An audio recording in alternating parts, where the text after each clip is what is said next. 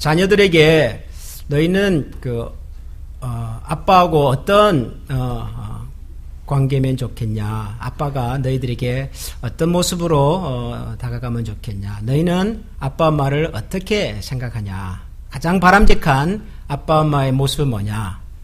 만약 이렇게 묻는다면 요즘 아이들이 가장 많이 하는 대답은 친구 같은 아빠, 친구 같은 엄마, 그렇게 표현을 합니다. 우리 어른들이 생각하면 무슨 그런 가당치 않은 얘기를 하냐 생각을 하실 수도 있겠습니다.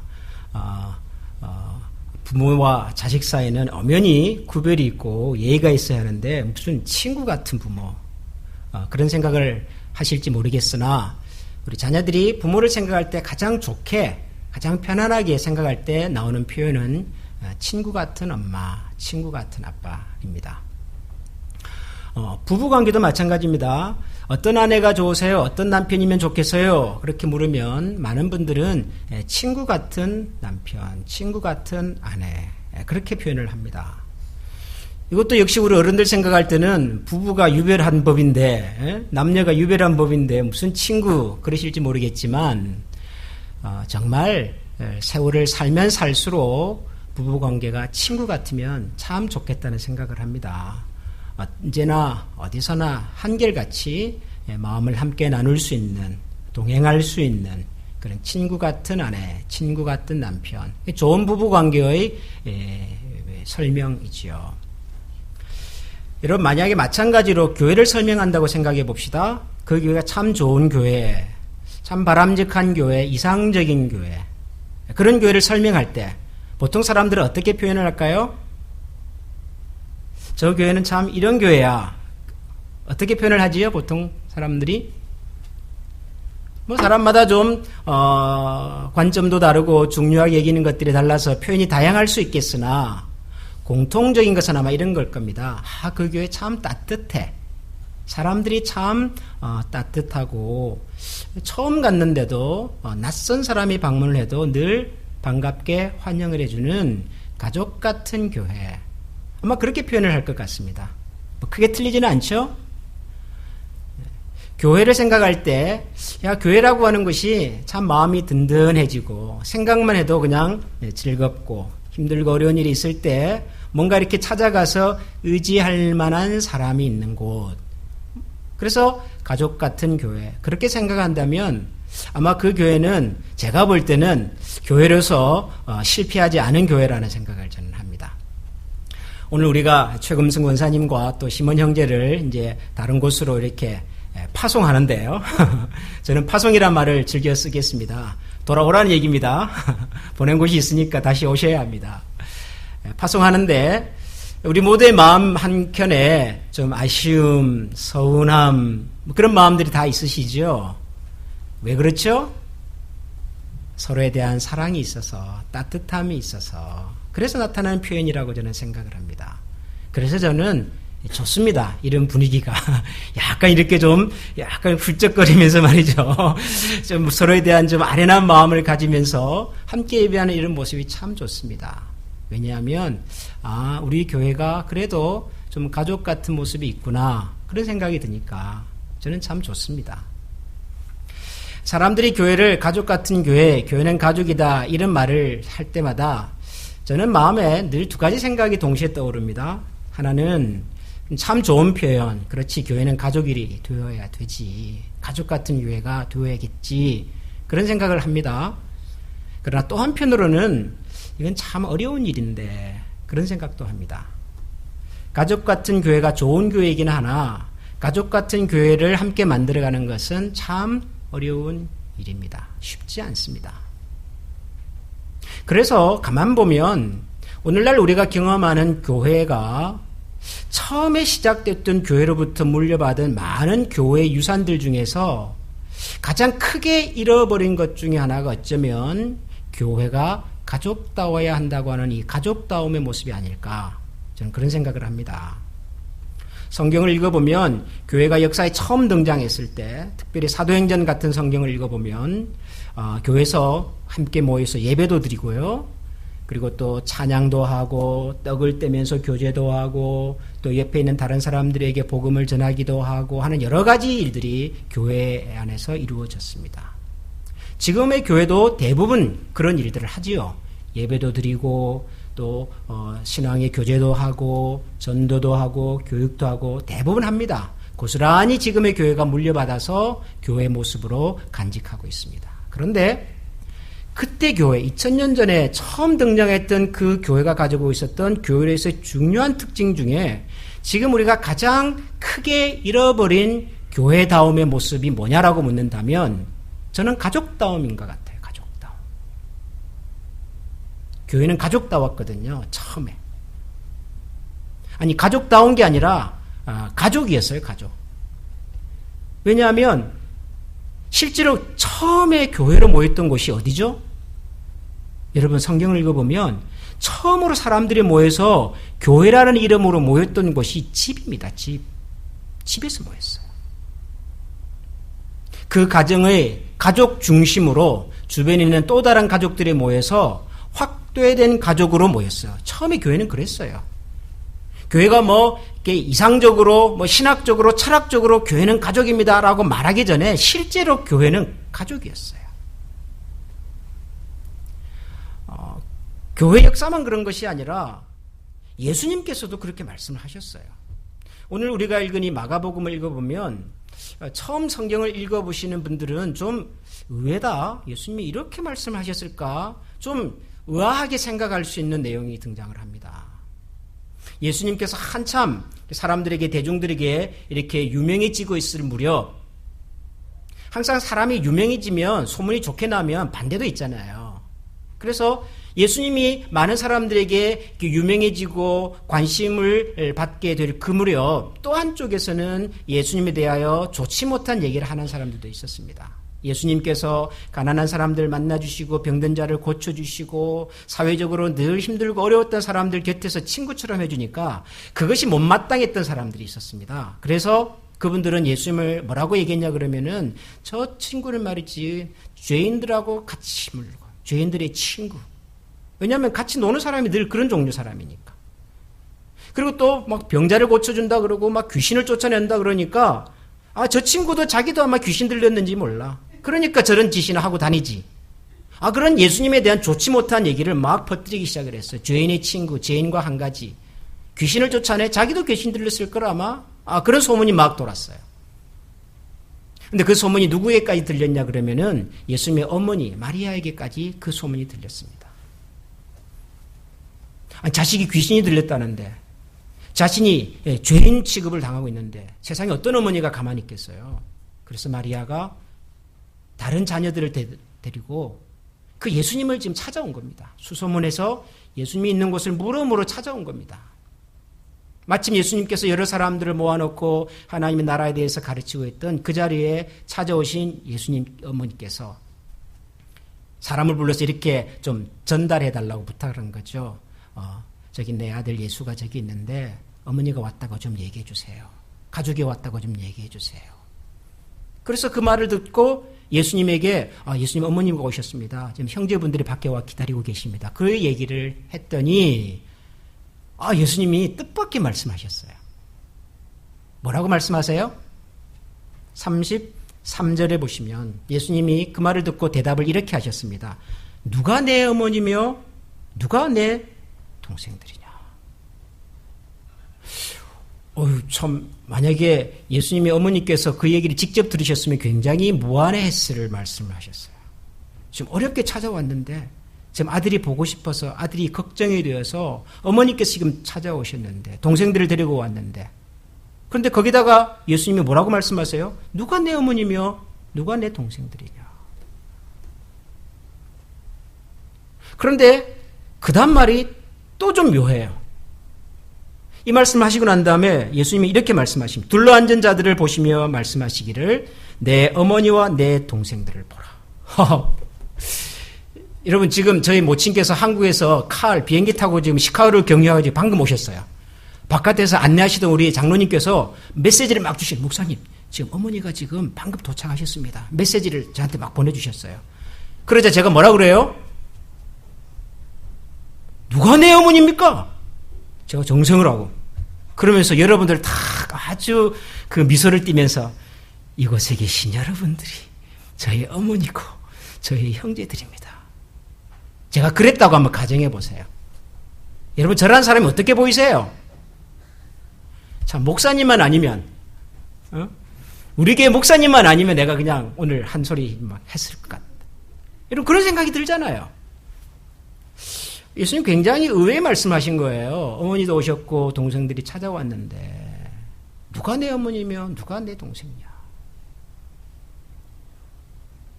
그리고 제일 마지막에 결정적으로 이렇게 말씀하십니다. 누구든지 하나님의 뜻대로 행하는 자가 내 형제요 자매요 어머니니라.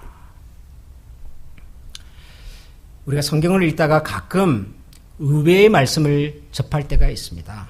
예수님의 말씀을 듣는데 예수님 이렇게 말씀하셨을까? 왜 이렇게 하시지? 라는 생각이 들 때가 있습니다. 여러분 그때는 여러분의 생각을 바꾸시면 그게 맞습니다. 무슨 얘기냐면 예수님께서 어머니와 동생들을 향해서 누가 내 어머니며 누가 내 동생입니까? 라고 말씀하셨습니다. 그래서 무슨 생각이 들지요? 예수님 참 예의가 없으시다. 경우가 없으시다. 아무리 유명해졌다고 해도 어떻게 모친에게 이렇게 할 수가 있냐? 라는 생각이 들지요? 그 생각을 바꾸시면 돼요. 무슨 말이냐면 예수님 그렇게 말씀하신 게 아니라는 뜻입니다. 예수님께서 언젠가 한번 가나라고 하는 지역에 혼인잔치에 갔다가 예수님과 함께 갔다가 거기서도 비슷한 말씀하신 적이 있죠. 잔치집에 포도주가 떨어졌어요.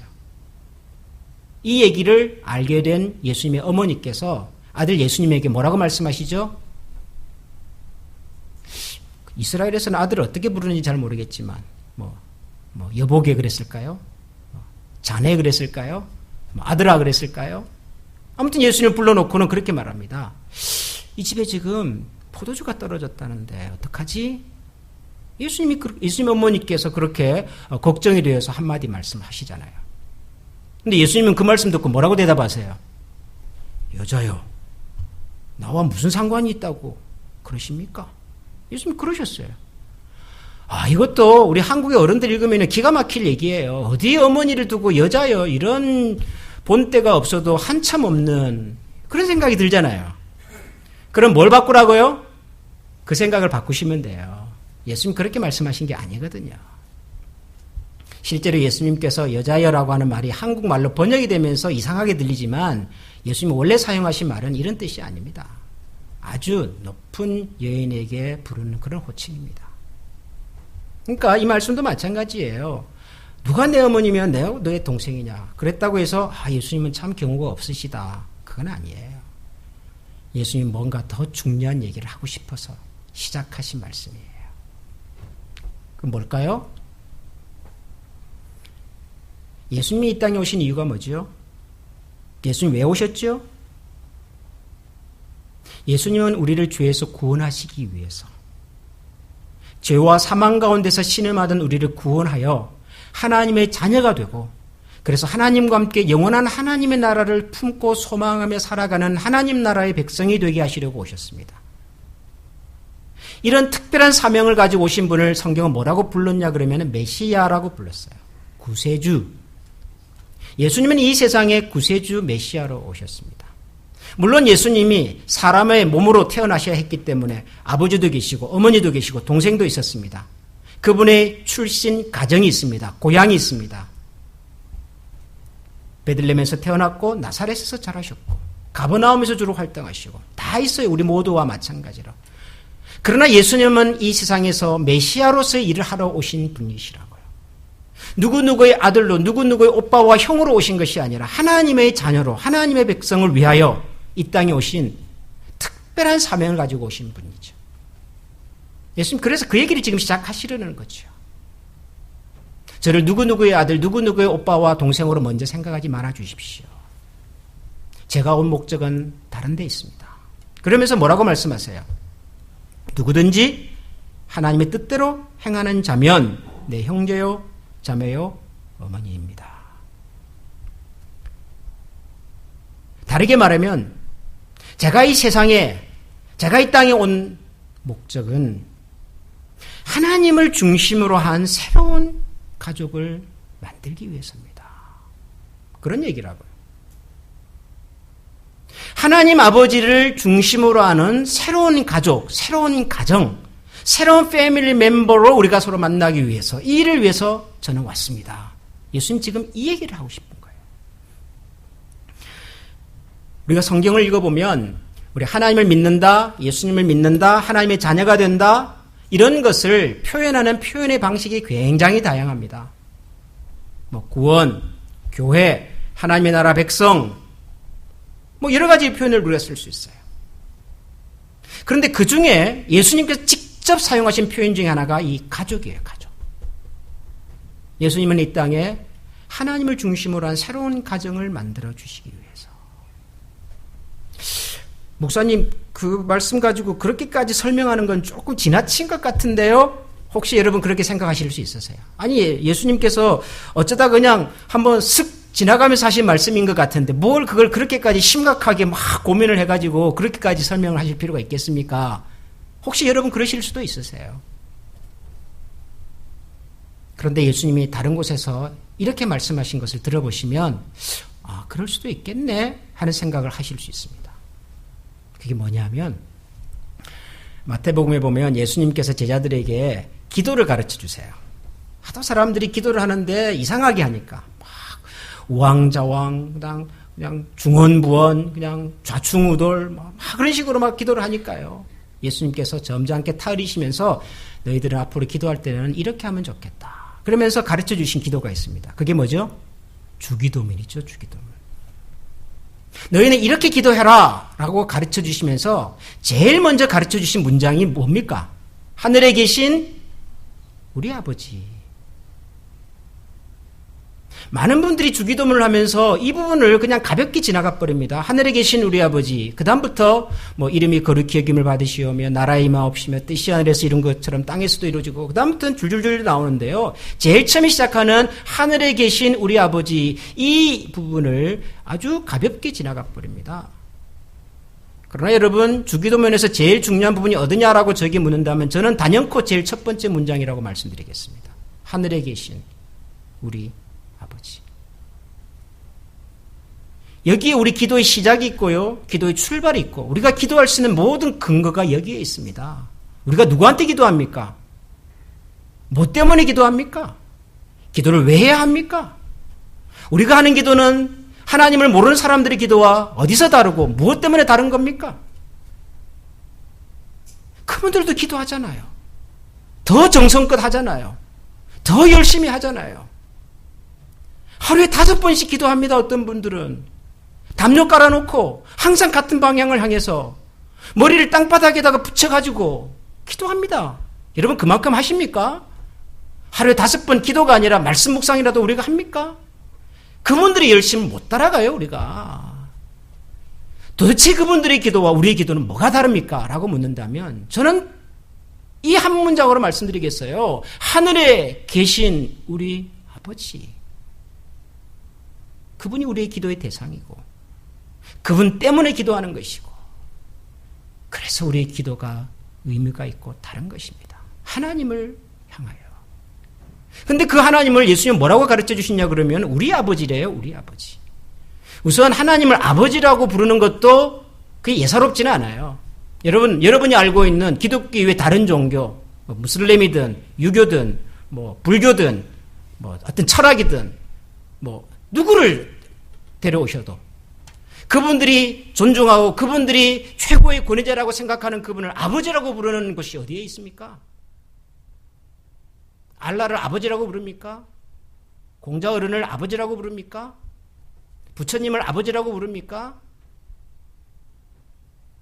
우리가 믿고 섬기는 하나님을 아버지라고 부르는 곳은요, 기독교밖에 없어요. 이상하지 않습니까? 다른 거예요. 우리가 믿는 하나님은. 우리가 하나님을 알고 하나님을 믿고 하나님의 자녀가 된다고 하는 것이 근본적으로 다른 거예요, 이게. 근데 그 하나님을 아버지라고 부르면서 거기다가 또 하나 붙였어요. 뭐라고요? 우리 아버지래요. 우리 아버지. 여러분, 왜 우리 아버지지요? 하늘에 계신 나의 아버지 그러면 안 되나요? 어떤 분들이 기도할 때 그렇게 합니다. 내 주, 나의 하나님. 이렇게도 기도하세요. 틀렸습니까? 안 틀렸어요. 전혀 틀리지 않습니다. 그런데도 예수님은 하늘에 계신 우리 아버지래요. 우리 아버지. 여러분, 신앙을 갖는다고 하는 것은, 하나님을 믿는다고 하는 것은 하나님과 나하고 그냥 내가 열심히 믿어가지고 하나님과 나하고만 잘 지내는 것이 아니에요, 여러분. 신앙이라고 하는 것은, 믿음이라고 하는 것은, 적어도 성경이 우리에게 보여주는 기독교 신앙이라고 하는 것은 하나님과 나와 새로운 관계가 맺어져서 새로운 인생으로 살아가는 사람들이, 그 하나님 때문에 하나님과의 새로운 인생을 경험하게 된 사람들이 함께 모여서 그 하나님을 함께 바라보고 함께 노래하고 함께 찬양하며 함께 예배하는 그런 공동체를 이루는 거라고요.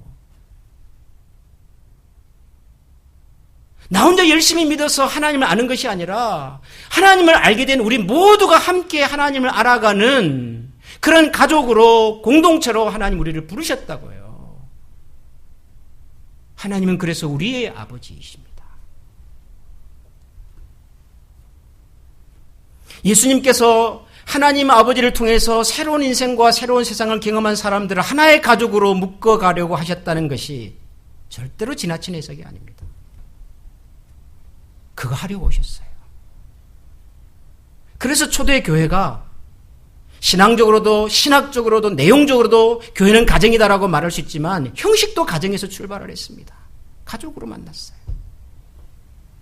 근데 우리는 지금 그걸 잃어버린 거죠. 예배도 하고 교제도 하고 선교도 하고 봉사도 많이 하지만 교회가 가족이라는 것을 우리는 잃어버렸습니다.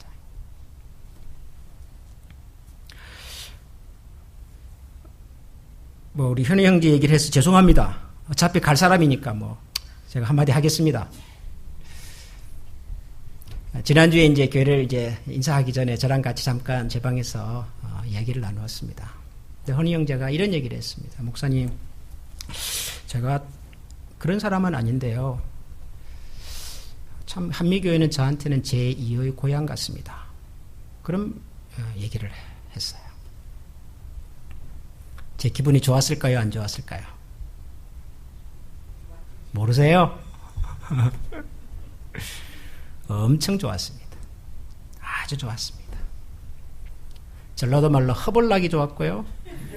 경상도 말로 억수로 좋았습니다. 정말 좋았어요. 우리 교회 청년들은 대부분 유학생들입니다. 물론 부모님과 가족이 여기 있는 친구들도 있지만 부모를 떠나서 공부하기 위해서 와 있는 유학생입니다. 미국이라고 하는 것이 낯선 땅입니다. 학교도 낯설고요. 교회도 낯설고 다 낯섭니다. 클리블랜드 온 지 9년이 되었지만 우리 교회에서 5년 동안 신앙생활을 했습니다. 4년은 어디 가신 거죠? 고민했던 거죠. 공부도 해야 하고 신앙생활도 해야 하는데 쉽지 않았던 거죠. 우리 청년들이 그렇습니다. 낯선 곳인데. 근데 이 낯선 곳이 어느 순간 제2의 고향이 됐답니다. 얼마나 고마운 얘기입니까? 감사한 얘기죠. 우리 최 권사님뿐만 아니라 여러 가지 사정으로 한국으로도 떠나시고 또 다른 지역으로 이주하시는 우리 성도님들이 계십니다. 근데 그럴 때마다 우리의 마음 한켠에 아쉬움이 있죠. 슬픔이 있습니다. 왜 그렇죠? 여기가 우리가 함께 웃고 함께 울었던 우리 가족들이 있는 곳이다. 이런 생각이 드니까요. 저는 이민교회를 섬기는 목사로서 이민교회 역할에 대해서 가끔 생각을 해봅니다. 이민교회가 한국에 있는 교회하고 뭐가 다르면 그렇게 다르겠습니까? 교회는 교회인데요. 우리는 대부분 또 한국 사람들인데 뭐가 그렇게 다르겠습니까? 근데 가장 큰 차이, 특징 중에 하나는 우리는 다 낯선 사람들이 모여 있잖아요. 젊은 사람들은 유학 때문에 가정과 고향을 떠나서 오셨고, 우리 어른들은 삶의 새로운 계획을 위해서 정들었던 고향과 가족들을 뒤로 등지고 오셨고, 그래서 우리는 모두 다 낯선 사람들이 낯선 땅에서 살고 있어요. 그래서 우리의 만남 자체가 낯설어요. 우리를 설명할 수 있는 가장 대표적인 표현을 들려면 저는 낯섦과 외로움이라고 생각을 해요. 우리 이민사회가 그래요. 어디나 우리는 외로워요. 어디나 낯설어요. 어디 한 군데 마음을 충분히 주고 살 수 있는 곳이 없어요. 여러분 그렇지 않습니까? 어디가 내 마음을 충분하게 편안하게 두고 살 수 있는 곳입니까? 뉴욕입니까? LA입니까? 시카고입니까? 어디예요? 없어요. 한국에 있었으면 그러지 않았을 텐데 거기는 내가 태어나는 곳이고 친구와 가족들이 있으니까 뭐 가진 것 없어도 왠지 모르게 든든함 있잖아요. 뭐 좀 힘들고 어려우면 연락하고 친구 만나서 허허하면서 얼마든지 내 외로움과 아픔을 함께 풀어갈 수가 있으니까 그냥 그것만으로도 든든하고 좋은 거죠. 고향이 고국이 그래서 좋은 거 아니겠어요? 그런데 미국에서 살아보면 집도 있고 자녀들도 다 잘 됐어요. 뭐 경제적으로 그렇게 어렵지 않아요. 누가 보면 부러워해요. 야, 참 미국에서 저렇게 살 수 있다는 게 너무 부러워요. 이 좋은 환경에서 여러분. 제 평생에 언제 우리 가정에 차가 3대나 있겠습니까? 저는 상상도 못해요. 한국에 있었으면. 근데 저희 집에 차가 3대나 있더라고요. 다 빚이지만. 사람들은 부러워해요. 야, 미국에서 자녀들 다 잘 돼가지고. 그런데도 불구하고 우리의 마음속에 왠지 모를 외로움이 있어요. 낯설음이 있어요. 늘 불안해요. 언제 어떻게 될지를 모르겠어요. 그래서 고향 생각이 나고 친구 생각이 나고 우리가 다 그러고 있잖아요. 근데 교회조차도 그런 마음을 해소가 안 되는 거예요. 교회를 와도 아니 때로는 교회가 더 그런 낯섦과 외로움을 더 심화시켜요. 아, 교회는 그러면 안 되겠구나. 최소한 교회가 그런 부분은 좀 함께 나눌 수 있으면 좋겠다.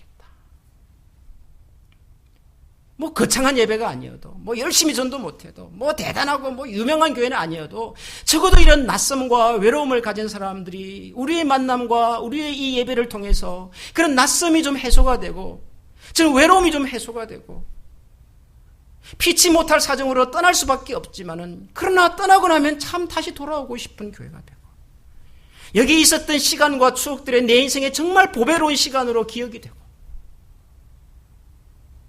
교회가 좀 그럴 수 있으면 좋겠다.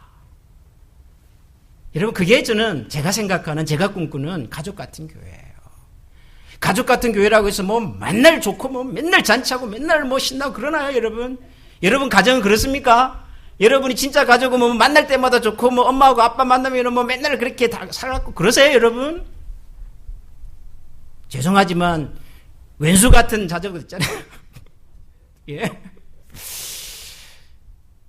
여러분 그래도 우리가 가족이잖아요. 아무리 왼수 같아도 아무리 지지고 막 볶고 그래도 우리가 그래도 가족이잖아요. 그런다고 떠납니까? 왼수같이 밉다고 그냥 집 나가버리고 그럽니까 우리가? 안 그러잖아요.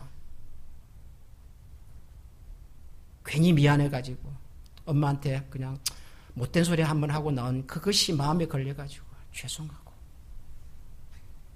부모라고 내가 참 잘해준 게 없는데 그런 생각이 드니까 괜히 자녀들에게 미안하고 그거잖아요 우리가. 돈이 많아서 집이 커서 행복해서 가족이 아니라 하나님이 우리를 그렇게 만나게 해주셨으니까 아파도 힘들어도 그 자리를 지키는 저는 우리 한미교회가 그런 교회가 되기를 꿈꾸고 기도합니다. 여러분 우리 교회가 그런 교회가 되게 하십시다. 우리 한미교회가 이 클리블랜드 지역에서 이 미주 사회에서 정말 그런 교회가 될 수 있도록 우리 같이 한번 마음을 모아봅시다. 오늘 오후부터 리더스 컨퍼런스 하는데요. 우리가 다른 거 하지 않습니다. 어떻게 하면 우리가 이런 교회를 좀 만들어 볼 수 있을까? 어떻게 하면 다양한 세대가 모이는 우리 교회에 다양한 사람들이 교회를 좀 그런 곳으로 좀 생각할 수 있고 만들 수 있을까? 우리 그런 거 기도하고 의논하려고 갑니다. 기도해 주시고 우리 성도님들께서도 우리 교회가 그런 교회 될 수 있도록 노력해 주시고 함께 마음을 모아 주셔서 가신 분들이 나중에 억울해가지고 다시 돌아올 수 있는 그런 한미교회를 함께 만들어 가기를 소원합니다. 우리 같이 한번 기도하겠습니다. 주님